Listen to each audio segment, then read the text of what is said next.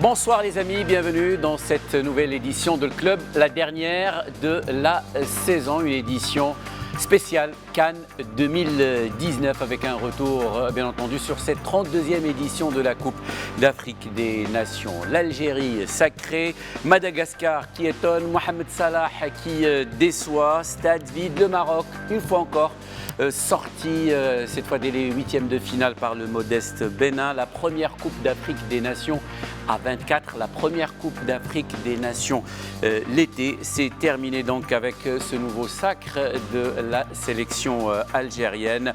Une CAN qui a offert 4 semaines de surprise, peut-être aussi de déception. Nous allons y revenir tout au long de cette édition de Le Club. Invité spécial dans cette édition de Le Club, celui qui nous a fait vivre cette Coupe d'Afrique des Nations, Fouad Hannaoui. Fouad, bonsoir. Bonsoir Jalal. Avec nous également quelqu'un qui nous a aidé à comprendre un petit peu ce qui s'est passé lors de cette Coupe d'Afrique des Nations, en tout cas sur les pelouses. Hilal Tayar. Hilal, bonsoir. Bonsoir Jalal, ravi d'être parmi vous ce soir avec le grand Fouad et mon ami Reda. Alors, juste j'explique, Fouad et également Hilal et moi-même aussi, tout au long de la CAN, on a fait des émissions en arabe, là, donc là on change un petit peu on change un petit peu en mode FR. Lui, il n'a jamais fait avec nous d'émissions en arabe, mais on va essayer. Il faut essayer. Il faut m'inviter. Il faut m'inviter. Je serai là avec le même plaisir. J'aimerais bien en anglais aussi, si tu veux. J'aimerais bien assister. Reda Allali, bonsoir et bienvenue. Bon, c'est la dernière édition de Le Club de la saison. Elle est un peu festive. On va vous donner aussi quelques petits secrets, et notamment au niveau de la production de cette émission. Sachez que Reda et moi-même, nous sommes aujourd'hui et ce soir habillés par Wassel Aqal'i. Ce n'est pas un designer, mais c'est tout simplement un copain qui nous a prêté les chemises parce qu'on a eu la bonne idée, d'oublier de ramener les chemises. Fouad, d'abord, tu es revenu il y a quelques jours du Caire. Quelles sont les premières impressions, les souvenirs que tu garderas toi de cette 32e édition de la CAN? Tout d'abord, Jalal, malheureusement, je n'ai pas ramené la coupe. Ouais. Mais j'ai ramené un petit cadeau, comme d'habitude. Ah, super. Le petit cadeau. Alors, je demande à notre ami Afifi, le réalisateur de Le Club ce soir. Mais on l'aura pas les mains vides. On l'aura également. Fouad ne revient jamais les mains vides, mais de toute façon, franchement, on s'attendait beaucoup plus à ce que tu nous ramènes un bibelot que la Coupe d'Afrique des Nations. Mais on est très, très, très content de l'avoir. Merci beaucoup, Fouad. D'ailleurs, je vais le garder avec moi sur ce plateau. Donc, on a le bibelot et les souvenirs. Écoutez, les souvenirs, c'est cette Coupe d'Afrique, c'est tout d'abord la cérémonie d'ouverture où on a assisté vraiment à un véritable spectacle, un beau spectacle réalisé par les organisateurs de cette CAN égyptienne. On a assisté aussi à cette désillusion, encore une fois, des Lions de l'Atlas, cette défaite face au Bénin. D'ailleurs, je voudrais dire qu'on est maintenant habitué à ce scénario depuis quelques années, depuis maintenant 37 ans qu'on est habitué à ces sorties prématurées. Sortir face à l'Égypte à la toute dernière minute, il y a 2 ans, et sortir contre le Bénin dans une CAN à 24 et dès les huitièmes de finale, je pense que l'amertume, elle est un peu... C'est ça ce qui remet un petit peu le couteau dans la plaie, c'est sortir de cette façon. Et surtout après 3 victoires, certes, pas très convaincante, il faut le rappeler, parce que c'est ça le problème chez nous au Maroc, que ce soit le public, que ce soit la presse, c'est-à-dire on commence à s'enflammer avec 3 victoires, mais il faut voir aussi le fond de jeu. On s'enflamme vite et aussi on tombe en dépression assez rapidement. Mais le problème, c'est qu'il faut qu'on analyse les victoires de l'équipe du Maroc, parce que l'équipe du Maroc, mis à part une mi-temps devant la Côte d'Ivoire, il a été très très moyen, que ce soit face à la Namibie avec un but contre son camp à la 87e minute et puis un but dans les arrêts de jeu face à l'Afrique du Sud, où les 2 équipes étaient vraisemblablement contents du match nul qui qualifie l'une et l'autre. Et bon, il y a eu ce coup de patte de Mbarek Boussoufa. Donc, je crois que c'est un petit peu ça. Et puis aussi, il faut revenir, les moments forts aussi, c'est l'arme des joueurs algériens aussi Ouais, face à on la. reviendra plus en détail sur le Voilà, Maroc. c'est ça. Vous m'avez dit un petit peu les images, c'est ça un petit peu que je garde de cette CAN, et surtout la bonté du peuple égyptien. Alors, Fouad, depuis qu'il est revenu d'Égypte, il commence à me vous voyer. Alors, la bonté du public et des Égyptiens qui ont, franchement, on va revenir aussi en détail sur peut-être quelques petites critiques, mais qui sont liées à la CAN en général, parce que quand le pays hôte est éliminé, souvent les rencontres se jouent dans des stades vides. Moi, j'ai le souvenir d'une CAN que j'avais couvert en 94 en Tunisie, élimination de la sélection tunisienne dès le premier tour, c'est possible, ça s'est fait en Tunisie. Alors on a eu une suite de compétitions pratiquement à huis clos. Reda, on revient aussi sur le sacre de l'Algérie. L'Algérie, une deuxième étoile pour les Fennecs. On est d'accord ici, je pense, autour de cette table, ça a été mérité. Oui, ça a été mérité. Il y avait une niaque incroyable, une grosse grinta. On l'a vu. On a l'impression parfois que le ballon choisit son équipe, et on l'a senti, en tout cas dès la demi-finale, quand Mahrez pose le ballon comme ça et transforme un coup franc quasiment en penalty à la dernière minute. On a l'impression que c'est écrit. Quand tu vois la tête du but de la finale qui tombe quasiment du ciel, voilà, ils ont. Ça ne veut pas dire que c'est un sacre chanceux, mais ça veut dire qu'il faut savoir forcer la chance. Et il faut savoir également être là quand elle t'ouvre la porte. Et ils ont vraiment forcé leur destin. Ça avait l'air inscrit, ils y croyaient. Et effectivement, c'est un sacre mérité quand tu regardes les performances, l'implication, le banc de touche, la qualité de l'effectif, y compris sur les gens qu'on n'a pas vus beaucoup. Voilà, c'est un sacre mérité, et félicitations. Techniquement, on était d'accord, hein, on a suivi cette performance algérienne, franchement, et dès le début, on commençait à en parler dans le plateau de Saad El Khan ou dans le club également. Dès le début, on a vu que quelque chose se passait dans ce groupe. Oui, mais avant la CAN, c'est un parcours honorable, à l'unanimité. Le titre est mérité, comme vous l'avez évoqué. Mais je pense qu'avant la CAN, ce scénario était difficilement envisageable. C'est vrai. Parce qu'ils n'étaient pas des favoris. Mais la sélection algérienne, sous l'ère de Jemal Belmadi, s'est métamorphosée. C'est redevenu un collectif, un vrai collectif. Une équipe qui défend très bien, avec beaucoup de rigueur, avec beaucoup d'impact. C'est incroyable ce qu'on a vu. Ils ont aussi un potentiel offensif. C'est vrai, c'est une équipe qui sait tout faire. Certes, il y a un groupe pétri de talent, mais pour la finale, il faut vite oublier le contenu parce qu'elle était plus tactique qu'autre chose.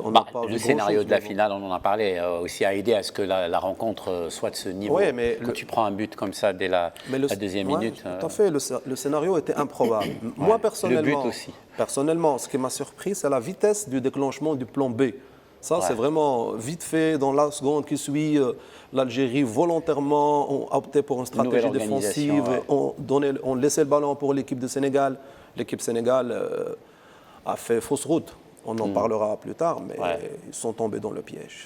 Alors, il y avait une immense fête, sans doute, hein, que ce soit, bien sûr, juste après la fin de cette rencontre, ou, bien sûr, avec l'arrivée, je pense, samedi, l'arrivée samedi des Algériens et de la sélection algérienne de retour à Alger. C'était juste magnifique, des images sublimes.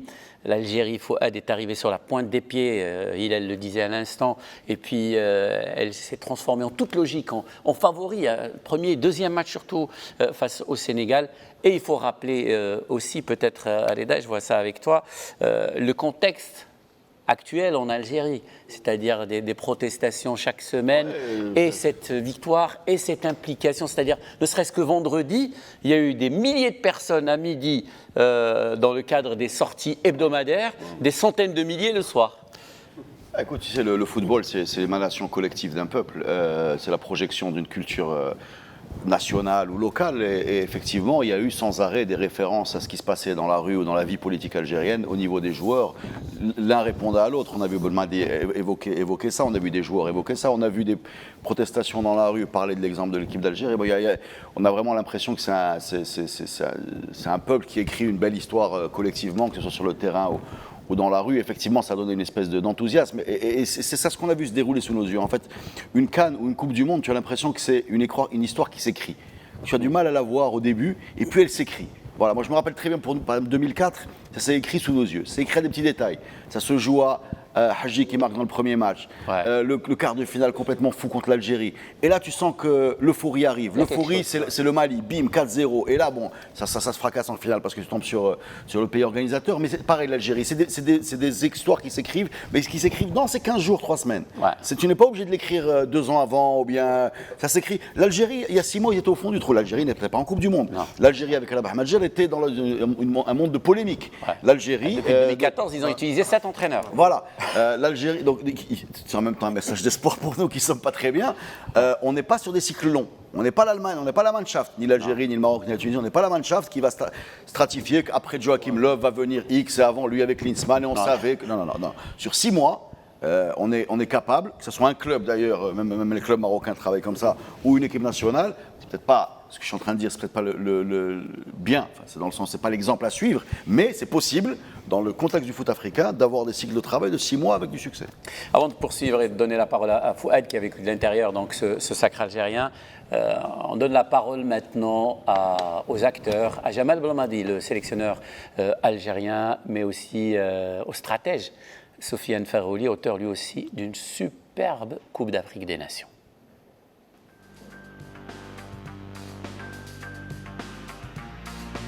Sentiment de fierté, de bonheur pour le peuple algérien. Nous n'avons jamais gagné de Coupe d'Afrique en dehors de nos frontières. Et faire ça dans une édition à 24 équipes, c'est tout simplement extraordinaire, magnifique. Bravo aux joueurs. Très heureux, on mérite cette CAN, meilleure attaque, meilleure défense. On a tout pris, on a tout gagné, 24 équipes. On n'a pas perdu un match, donc on est très fiers, c'est pour nos supporters. Ah voilà, en tout cas, l'analyse de Sofiane Ferrouli, elle est limpide. Meilleure défense, meilleure attaque, on a tout gagné, on a tout fait, meilleur joueur. Franchement, cette sélection algérienne méritait ce sac. Faut être toi qui as vécu de l'intérieur cette performance de l'équipe d'Algérie. Tu étais proche des joueurs, tu les rencontrais juste après les rencontres. Avec quelle impression tu reviens?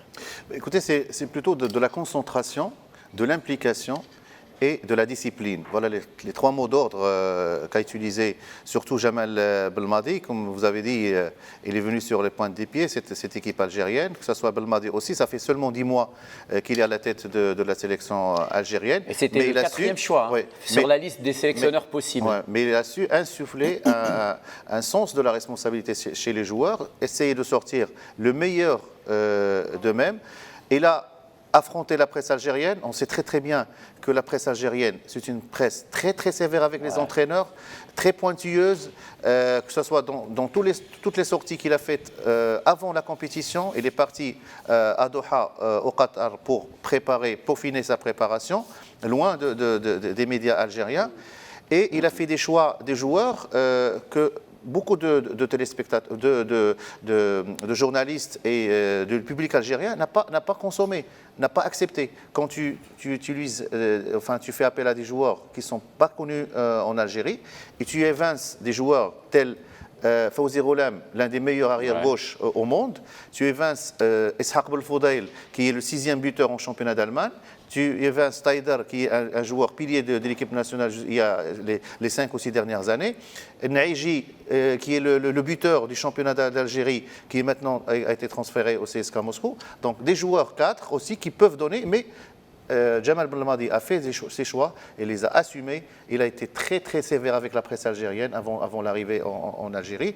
Et le divorce était consommé entre les deux lors des 2 premiers matchs. Ouais. Ce n'est qu'après la qualification pour le 2e tour Et surtout, la victoire face au Sénégal, c'est ça qui a donné une valeur à cette équipe algérienne, parce qu'on l'attendait au tournant.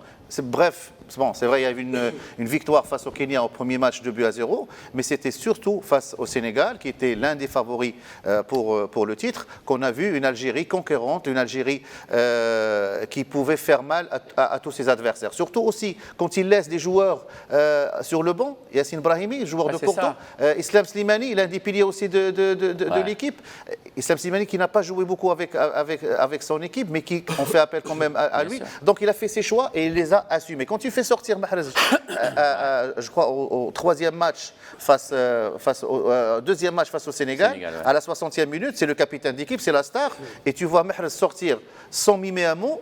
Là, tu te rends compte que l'homme, il maîtrise son groupe. Moi, c'est vraiment ce qui m'a impressionné chez Jamal Belmadi, au-delà des paramètres technico-tactiques, c'est sa magnifique gestion de ce groupe, parce que c'est pas évident. Et le jour, on en a parlé, le troisième match de la sélection algérienne face à la Tanzanie, quand il a changé 9 joueurs, et que ces 9 joueurs, franchement, ont fait un match de fou. Je lui dis, mais là, il vient de se tirer une balle dans le pied tout seul, c'est-à-dire parce que pas du tout que Nini, parce que le match d'après, les titulaires ont repris leur place et il y avait une harmonie. Je me rappelle aussi, je pense que c'était à votre micro, dans la zone mixte, quand on posait des questions au capitaine Riyad Mahrez, passer derrière lui Brahimi, qui est une star aussi du football algérien, et qui disait aux journalistes, lui, c'est le meilleur joueur. C'est-à-dire que tu sentais cette super ambiance et que celui qui était titulaire, celui qui pouvait aider l'équipe, il était soutenu par tout le monde. Certes, c'est un bon profil. Il a su gérer le groupe. Au-delà de sa compétence et sa capacité de leader, je pense aussi qu'il sait bien lire le jeu, il respecte beaucoup l'adversaire. C'est un très bon profil. Pour moi, il a réussi aussi à inculquer de vraies valeurs, à donner un état d'esprit très, très, très positif à un groupe qui était en manque de confiance, un groupe, comme disait Reda, et même tout le peuple algérien, ils sont pas dans leur beau jour, quoi. Le pays passe par beaucoup d'événements qui sont pas stables, mais sinon c'est un profil d'avenir. C'est un profil qui, même la moyenne d'âge de l'équipe algérienne, 27 ans et 3 mois, c'est un groupe qui peut encore progresser, qui est capable de faire des belles choses dans l'avenir. Reda, moi j'aimerais aussi voir avec toi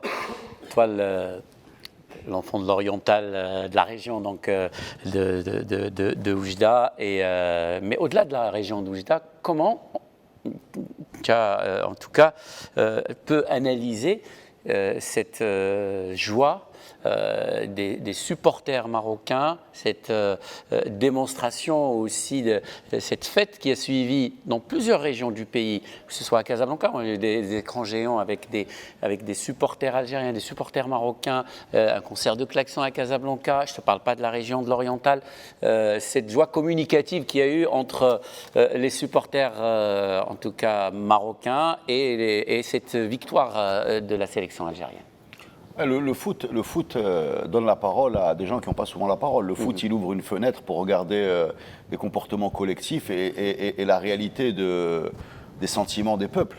Et la réalité du sentiment du peuple marocain, algérien, moi j'ai eu l'occasion d'aller dans ce pays pour des concerts, etc., c'est qu'il y a une fraternité. On peut parler jusqu'à après-demain, cette fraternité existe. Et même au niveau sportif, il n'y a même pas de rivalité. Jamais. On a une rivalité avec la Tunisie. Avec l'Égypte. Sur le foot, voilà, on a une rivalité avec l'Égypte. C'est ancestral. Bon, en tout cas pour ma génération, ça date de Hussam Hassan et compagnie, ou bien les Khatib, les Tunisiens.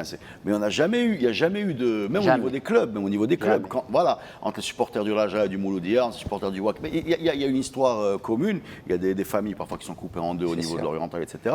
Et le foot, il a ça de beau.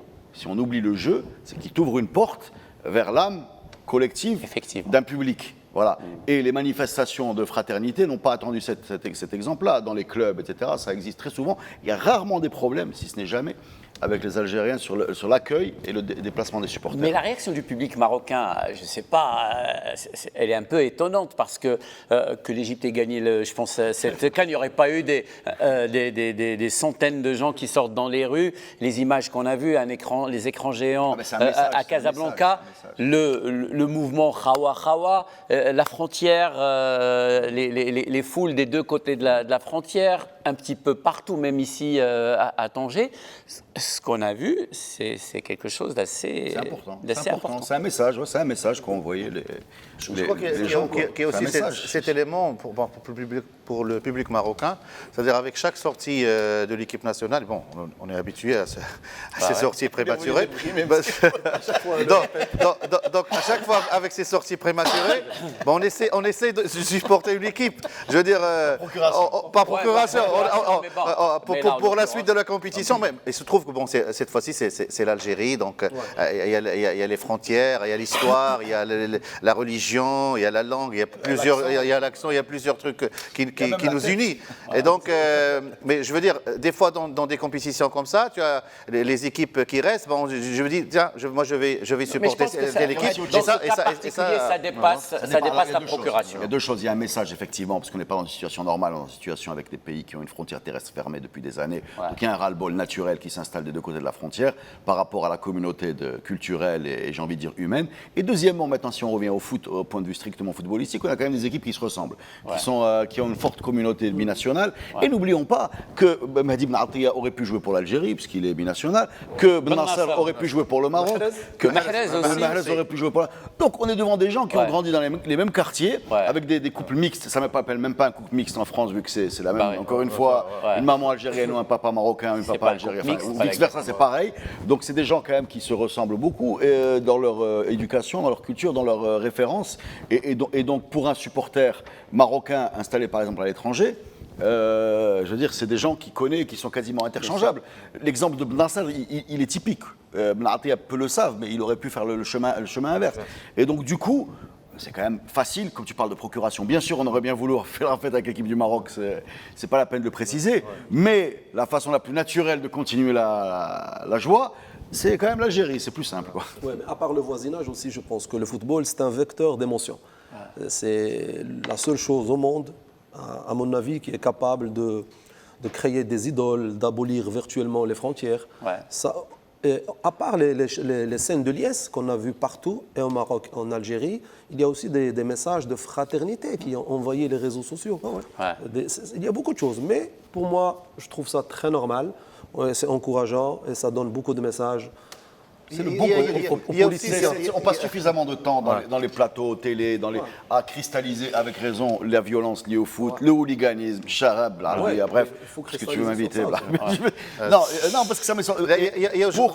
Pour ne pas être heureux d'avoir des bons sentiments comme ça qui s'expriment. Je crois aussi qu'il y a un élément aussi, c'est la beauté du jeu. Parce que des fois, les amoureux du football, parce que l'Algérie, quand même, il ne faut pas le nier, il a produit un bon football. Surtout, c'est vrai que son niveau de football a baissé par rapport à part la finale, mais sinon, Mahrez, il a été étincelant, Belaïli, il a marqué des jolis buts, Bounadjah, il a été adopté avec ce pénalty raté, ses émotions, ces scènes de larmes pendant toutes les prolongations. Donc c'est des images qui marquent aussi une certaine frange de public, et on adopte cette équipe, on aimerait bien qu'elle aille jusqu'au bout. En tout cas, bravo, encore une fois, bravo à la sélection algérienne pour ce sacre plus que mérité. Restez avec nous, les amis, on va se retrouver dans un très très court instant pour la seconde partie de Club. Et là, on va aborder d'autres sujets un tout petit peu moins joyeux. À tout de suite.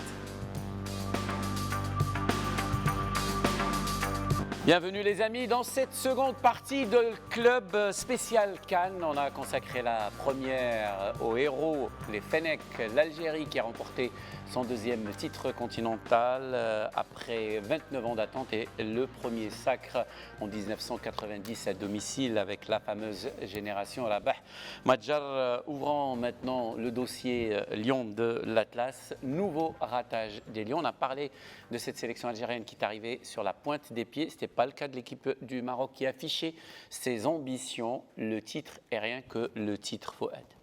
Mais écoutez, Jalal, j'ai une toute petite anecdote à vous raconter.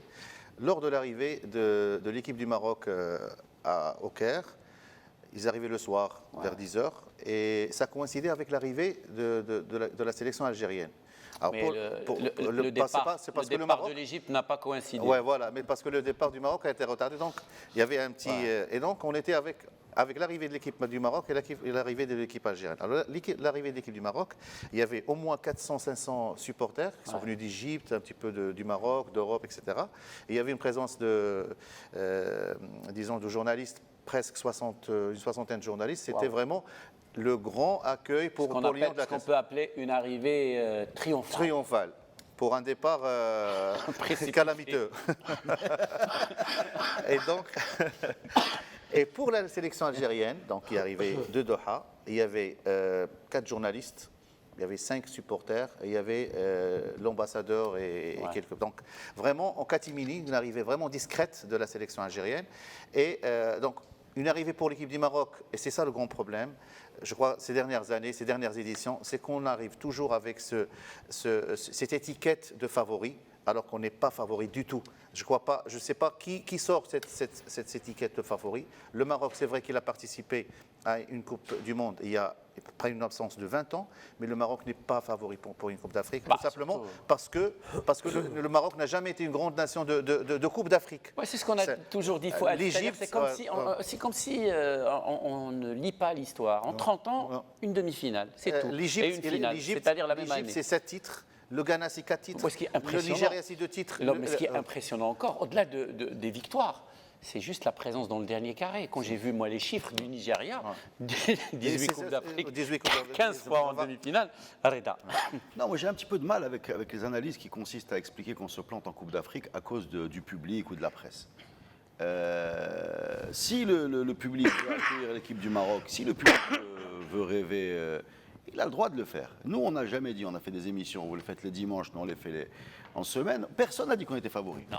Sur aucun de nos plateaux, on est d'accord. Mais il y a des gens, qui disent ce qu'ils veulent, c'est pas grave. C'est pas eux qui loupent les pénaltys, c'est pas eux qui choisissent les 22 qui sont partis. Il y a eu des erreurs de fait. Mais il ne faut pas vendre le rêve pour le public. À un moment, il y a eu une institution qui a vendu le rêve.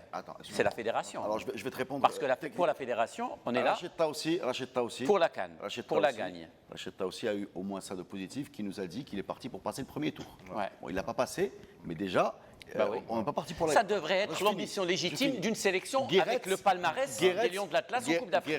Guéretz avait dérapé en disant je vais chercher la coupe, effectivement. Ça aussi nous a ramené sur terre. On l'a induit en erreur, Guéretz. Dans les deux cas, de toute façon, on n'est pas passé le premier tour. Donc je veux te dire que la communication et cette histoire de... Moi, je les mets à sa place. Moi, je suis désolé, je les mets à sa place. On ne peut pas m'expliquer qu'on est parti avec. Je suis d'accord avec toi, à cause du public qui y croyait. Reda, non. Je suis d'accord avec toi sur tout ce que tu dis. Le public tellement n'y croyait pas que Maroc-Zambie, les tribunes étaient vides. Maroc-Gambie, c'était vide. Qu'on me dise pas que les gens étaient surchargés de pression. Je suis d'accord avec tout ce que tu dis, sauf que pour cette édition 2019 de la Coupe d'Afrique des Nations, et j'ai pas rêvé, président même de la Fédération royale marocaine de football, M. Bozerja, disait officiellement « On est là pour gagner cette Coupe d'Afrique des Nations.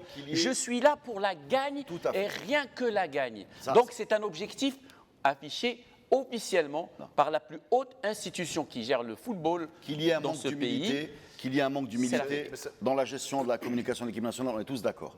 Mais qu'à cause de ce manque d'humilité... C'est pas un manque d'humilité, c'est un objectif affiché.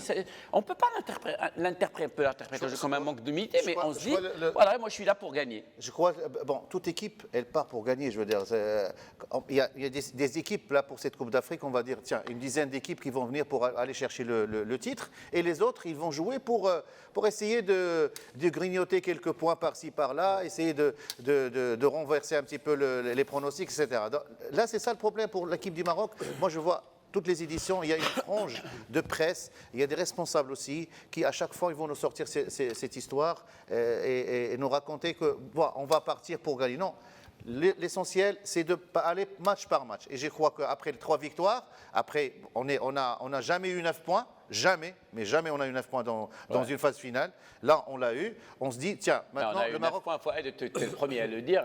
Dans quelles conditions dans quel contexte? Mais sans briller. 9 points, sans briller. Là, on arrive à la communication de l'équipe nationale, excusez-moi, puisque vous voulez parler de communication. Moi, je trouve que c'est un sujet qui est surestimé, dans le sens où on n'a pas perdu à cause de la presse, on n'a pas perdu à cause du public, non, voilà, il faut revenir au foot à un moment, et je pense sincèrement qu'on aime bien nous s'auto-flageller, à dire on s'est enflammé, qu'on s'enflamme ou qu'on s'enflamme pas. Les mecs, ils sont 22, ils sont dans un hôtel, ils ferment la porte, il a qu'à leur refroidir la tête si dehors ils sont enflammés, ou là il a qu'à leur rebooster c'est des pros, ils ne dépendent pas de l'humeur de l'ailier et ses potes sur les tribunes, d'ailleurs on n'y va même plus. Donc déjà, arrêtons de parler du public, le public marocain suit l'équipe nationale de très loin. Voilà. Et c'est lié aussi à la communication que nous envoie cette équipe. Eh ben ça, on est alors, d'accord. la communication, on est d'accord. Alors moi, quand par exemple, M. Renard, et sincèrement, on peut faire son bilan tranquillement, il y a un point sur lequel je m'excuse, ça a été pas satisfaisant, c'est que Hervé Renard nous a jamais parlé de foot.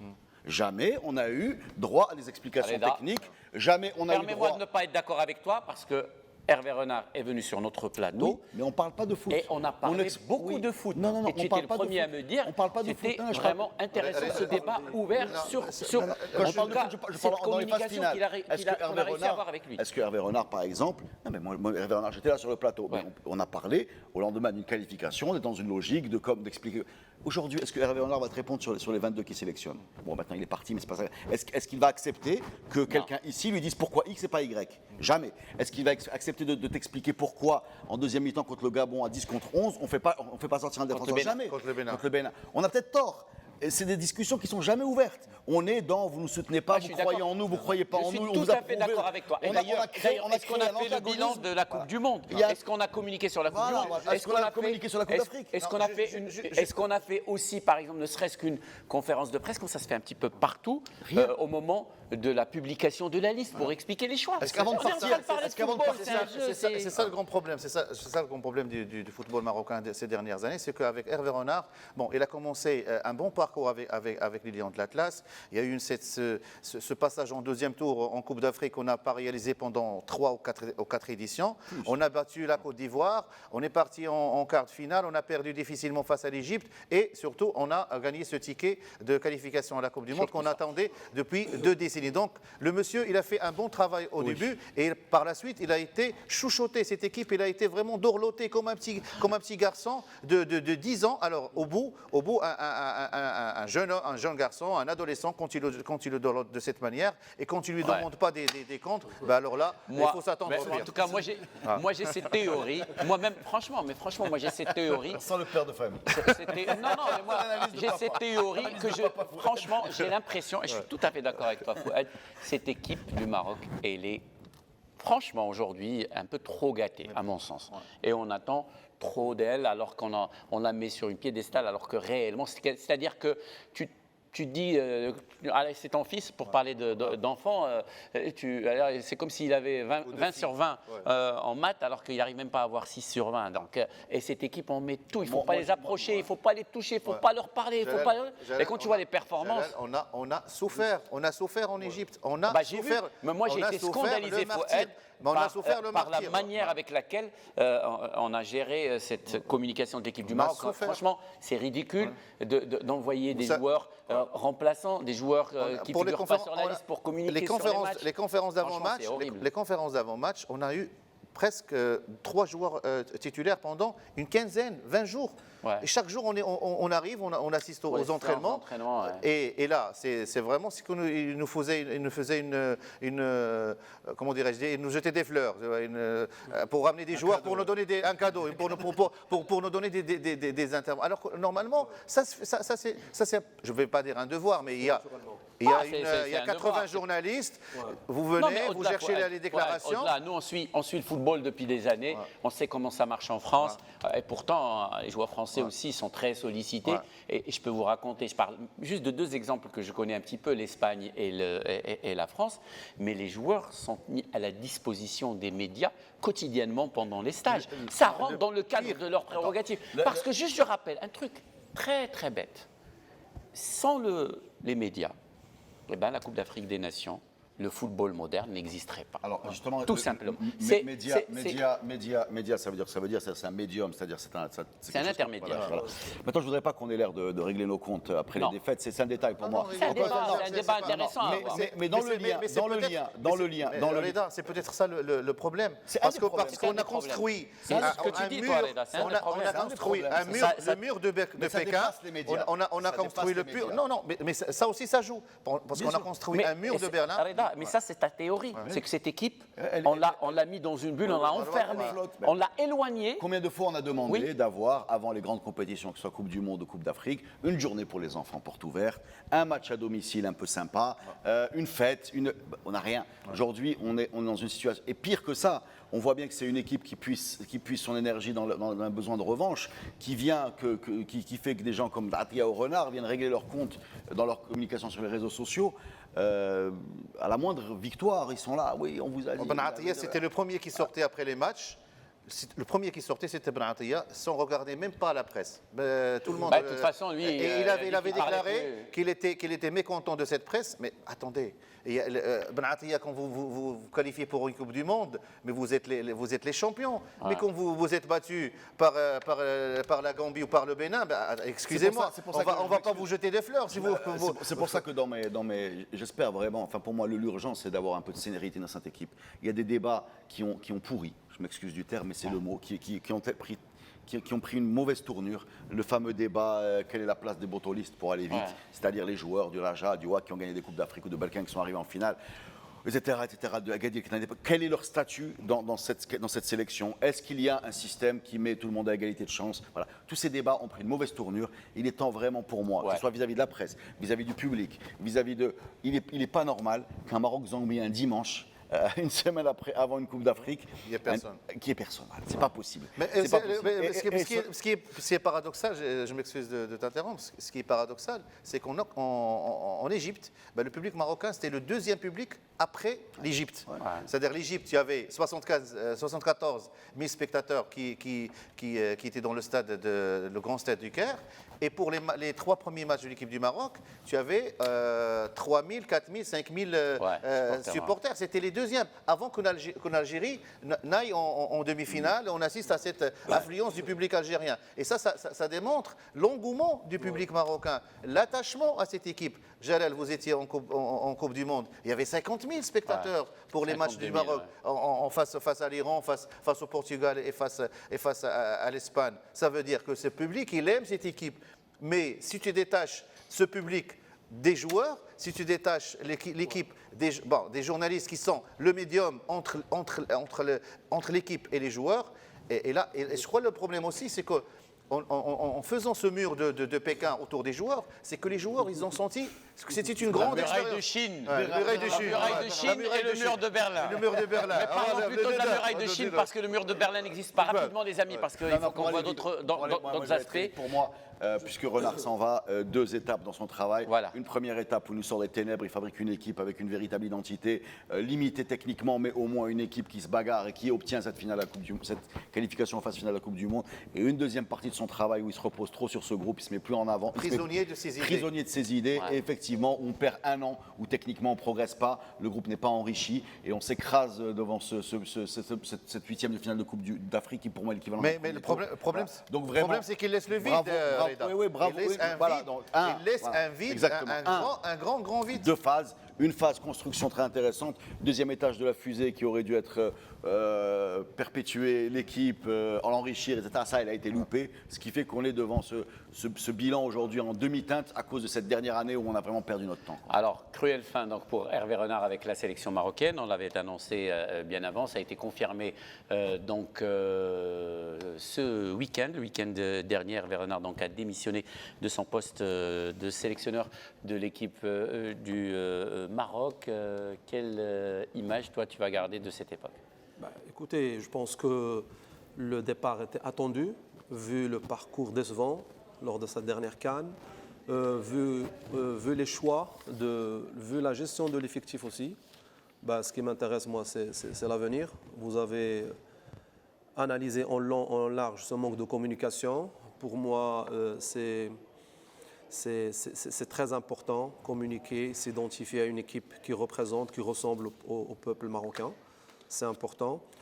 Pour la fixation des objectifs, vous l'avez évoqué tout à l'heure, se fait naturellement en fonction du potentiel humain disponible et en fonction aussi du parcours de la dernière participation à une coupe, la Coupe du Monde en Russie. C'est vrai, on a été éliminé. Un point quand même, un tout petit point. Vu le contenu des matchs contre le Portugal et l'Espagne, voilà, c'était correct, c'était plus ou moins correct. Mais c'était un départ attendu. Hervé Renard adulé après la qualification, très fort critiqué maintenant, comme vous l'avez évoqué, le football c'est cruel. C'est une nouvelle ère, une nouvelle page qui va commencer. J'espère partir sur des bonnes bases et choisir les bons profils. Alors, revenons maintenant à ce bilan général de cette 32e édition de la Coupe d'Afrique des Nations, la première à 24, la première l'été. Parlons d'abord des 24 sélections qui ont participé. On redoutait beaucoup de choses finalement. Ça a été à ce niveau-là, franchement, une réussite parce que les petites nations n'ont pas été ridicules. Au contraire, à notre dépens déjà, le Bénin par exemple, et surtout Madagascar. Mais même l'Ouganda a fait des bons matchs. L'Ouganda, exactement. Pour moi, c'était une belle. La Mauritanie, à part son premier match, la Mauritanie a fait pas mal. Pour sa première participation. Pour moi, c'était une belle expérience. J'ai adoré le fait de l'avoir en été, c'est-à-dire décalé par rapport. Là, on est sous les yeux du monde. Et je pense que ça a augmenté l'impact médiatique de la compétition. Parce que comme ça, perdu en février au milieu des championnats européens, sincèrement, à part avoir une équipe qui joue la tienne, tu ne regardes pas. C'est-à-dire que je ne connaissais pas, moi, beaucoup d'Européens qui suivent cette compétition. Aujourd'hui, comme ça, en été, c'est super intéressant. Alors, à 24, après, tu es dans une logique un peu mondiale où le foot des nations diminue par rapport au foot des clubs. Oui. Quand tu regardes l'Euro et quand tu regardes la Coupe du Monde, même la grande Coupe du Monde, tu as quand même techniquement, on est nettement en dessous des Ligues des Champions, etc. Voilà. Mais ça, c'est un peu mondial. Mais n'empêche, la fête était belle. Pour moi, les terrains étaient beaux. J'ai adoré un point sur lequel je voudrais insister rapidement, c'est que l'Égypte est sortie. Et l'Égypte est sortie dans une sorte de normalité sportive. Oui. C'est-à-dire qu'on a passé notre temps à expliquer que pendant des années, l'Égypte à domicile ne pouvait pas sortir et qu'on allait pousser comme on peut, comme c'était le cas d'ailleurs dans des éditions. Voilà. Moi, je me rappelle. Et on l'a vécu à notre dépens. La première grosse CAN. À notre dépens. 86. Tahar Abou Zeid, quand on enlève un carton jaune. Exactement. En 2017, le Gabon est sorti aussi en premier tour. Le pays organisateur. Non, mais l'Égypte, c'est différent. L'Égypte, c'est le gros vainqueur. On a l'impression que l'Égypte à domicile, c'est la finale garantie. L'Égypte, la CAN, c'est sa chose déjà. Donc, sans être malveillant avec le peuple égyptien, j'ai aucun problème, à part dire que pour l'équité sportive, rendre banal le fait qu'un club, qu'une équipe à domicile sorte et que ça se continue et qu'il n'y ait pas de catastrophe nationale est bien pour le foot. Les stades étaient bons. Il n'y a pas eu de catastrophe, il y a eu quand même des stades vides. Après, mais ça n'a rien à voir avec l'Égypte. Au contraire, ça a été dans d'autres éditions de la Coupe d'Afrique des Nations, quand la sélection du pays hôte est éliminée, ça se joue dans la discrétion la plus totale. Il faut saluer le public égyptien parce que j'ai assisté au match face à l'Afrique du Sud quand ils ont perdu. On est sorti là pour aller vers la mixed zone et le public est sorti tranquille. Il n'y avait ni casse, ni chaise enlevée, ni insulte, ni rien du tout. Il y avait une certaine amertume, mais dans le calme et dans le respect. C'était à l'européenne.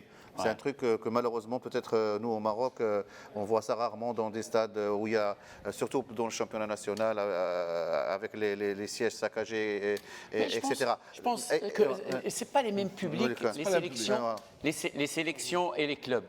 Ça a absolument, je pense, rien à voir. Et c'est une tendance aujourd'hui qui devient mondial aussi. Je reviens aussi sur un élément très important dans le football. Corrige-moi si je me trompe, notre très cher consultant, c'est la qualité des pelouses. C'est important et la qualité des pelouses en Égypte a été saluée par tout le monde. Pourquoi j'insiste là-dessus? Parce que ça a souvent été la cata au niveau des pelouses dans les éditions de la Coupe d'Afrique des Nations. Et le problème risque de se poser avec plus d'insistance dans les prochaines éditions, parce que l'été c'est bien, mais c'est aussi la saison de pluie en Afrique de l'Ouest. Ouais, c'est clair. Pour une pelouse de bonne qualité, permet de produire un bon jeu, permet de jouer au sol. Ça engendre aussi moins de blessures, ça engendre moins de fatigue. C'est banal. Juste pour moi, la particularité de cette CAN reste pour moi, c'est que les stars n'ont pas assez brillé. Et la cause principale, à mon avis, c'est qu'ils sont très sollicités, les Ziyech, les Salah, ils sont très sollicités dans leurs clubs respectifs. C'est vrai, ils ont le rythme de compétition, mais ils sont un peu lessivés, à mon sens. Sinon, pour moi, le Madagascar, le Bénin, en quart de finale, c'est vraiment, ça reste une surprise pour moi. Ouais. Les stades tristement vides, ça reste aussi un point négatif. Mais classique, classique pour la CAN. Non, mais quand tu vois les raisons, quand tu vois peut confirmer, M. Fouad, le prix très élevé des places. C'est vrai aussi, les raisons sécuritaires ont dissuadé une grande partie du public. Ça coïncide avec les vacances scolaires, avec les examens scolaires, les examens aussi. Ouais. Mais il y avait aussi des problèmes pour l'entrée au stade, parce qu'il y avait des fois des gens qui avaient leur ticket. Il y avait aussi le fameux badge comme en Russie, Tazkarti. Et il y avait les gens qui... Le Fan ID. Voilà, le Fan ID. Et il y avait dans des matchs, surtout au Grand Stade du Caire, il y avait des problèmes pour assister. Moi, je voudrais juste, Jalal, vous avez signalé la beauté des stades, etc. La question qui se pose, qui sont les pays africains qui ont la capacité d'offrir les mêmes stades, d'offrir les mêmes infrastructures pour organiser les prochaines Coupes d'Afrique. On aura le Cameroun. Il ne faut juste pas oublier, c'est que l'Égypte n'a pas eu 2 ans, 4 ans pour préparer la CAN. Ils avaient des stades, ils ont travaillé. Parce que j'ai vu des images des stades avant la CAN et avec la CAN. Mais le problème, Jalal, c'est qu'on a maintenant, on aura le Cameroun et après on aura la Guinée. Mais je vous dis... Non, la Côte d'Ivoire puis la Guinée. Non, il y a Cameroun, Côte d'Ivoire et Guinée. Cameroun et Guinée. Quels sont... Non, Cameroun, Côte d'Ivoire et Guinée. Dans cet ordre. Mais quels sont les pays qui sont capables d'honorer on va voir, on ne va pas les juger aujourd'hui. Je pense que maintenant le Cameroun aura suffisamment de temps, en tout cas, pour avoir 6 stades, Jalal, ça va être très très difficile. On va voir. Moi, je voudrais aussi, et on arrive au terme de cette édition, je vais revenir vers toi, Reda, sur la CAF, la Confédération africaine de football en général, avec ses remous au sommet. Bien sûr, il y avait cette passe d'armes entre la CAF et l'UEFA au sujet de la nomination de la numéro 2 de la FIFA, Fatma Samoura, pour superviser l'organisation africaine. Il y a eu en tout cas, critiques à l'égard d'Ahmed Ahmed, ces accusations même à l'égard d'Ahmed Ahmed dans sa gestion. Comment on peut en tout cas sortir de cette image de la CAF, cette mise sous tutelle, même, ils disent non, ce n'est pas une mise sous tutelle, c'est nous qui avons demandé à ce que ça soit fait. On en avait parlé juste après la finale de la Coupe d'Afrique, la Ligue des Champions, pardon, qui était quand même, pour moi, le point de non-retour dans le grotesque. Voilà. À un moment, quand on arrive là, il faut oublier sa fierté, oublier de dire nous, on ne veut pas être mis sous tutelle, nous, l'Afrique, machin, tout seul, on n'a pas besoin de... Et puis, il faut mettre ça de côté et regarder les choses comme elles sont. Nous, les Africains globalement, avec les Tunisiens, les Marocains, les Ouaks, on a donné une image dégueulasse. Voilà, c'était horrible, c'était grotesque. Le VAR marche pas, les équipes partent, la coupe se donne, la coupe doit se rendre, les gens qui ont fait, les gens font un tour d'honneur devant un public vide. C'était pour moi. Je n'ai pas de complexe à en appeler même. Alors maintenant, la FIFA qui vient donner mettre la CAF sous, voilà, c'est un petit peu. je sais pas, on a l'impression que c'est pas non plus un modèle de. Voilà. Mais on n'a pas le choix.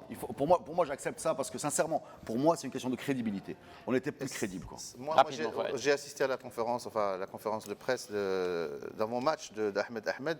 Et il a parlé du match WAC Espérance. Ouais. Et donc, il a dit que nous, on a décidé que le match va être rejoué et que les deux équipes ont refusé, sont partis voir le TAS. Ben, on a fait ça à l'africaine, on a fait ça au consensus.